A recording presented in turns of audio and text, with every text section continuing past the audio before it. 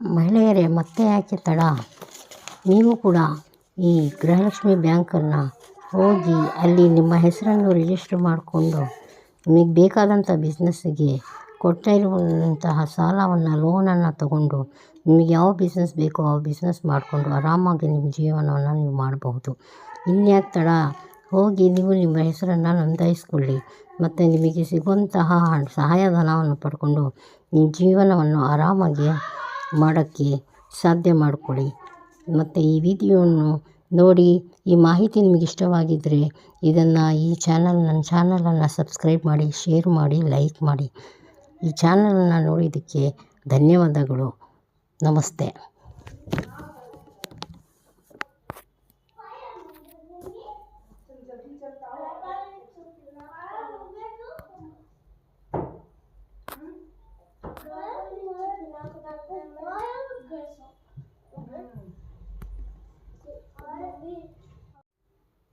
ಮಹಿಳೆಯರೇ, ಮತ್ತೆ ಯಾಕೆ ತಡ?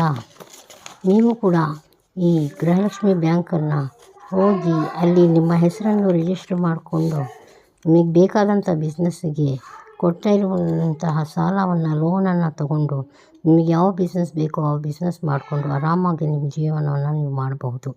ಇನ್ಯಾಕೆ ತಡ? ಹೋಗಿ ನೀವು ನಿಮ್ಮ ಹೆಸರನ್ನು ನೋಂದಾಯಿಸ್ಕೊಳ್ಳಿ ಮತ್ತು ನಿಮಗೆ ಸಿಗುವಂತಹ ಸಹಾಯಧನವನ್ನು ಪಡ್ಕೊಂಡು ನಿಮ್ಮ ಜೀವನವನ್ನು ಆರಾಮಾಗಿ ಮಾಡೋಕ್ಕೆ ಸಾಧ್ಯ ಮಾಡಿಕೊಳ್ಳಿ. ಮತ್ತು ಈ ವಿಡಿಯೋವನ್ನು ನೋಡಿ ಈ ಮಾಹಿತಿ ನಿಮಗೆ ಇಷ್ಟವಾಗಿದ್ದರೆ ನನ್ನ ಚಾನಲನ್ನು ಸಬ್ಸ್ಕ್ರೈಬ್ ಮಾಡಿ, ಶೇರ್ ಮಾಡಿ, ಲೈಕ್ ಮಾಡಿ. ಈ ಚಾನಲನ್ನು ನೋಡಿದ್ದಕ್ಕೆ ಧನ್ಯವಾದಗಳು. ನಮಸ್ತೆ.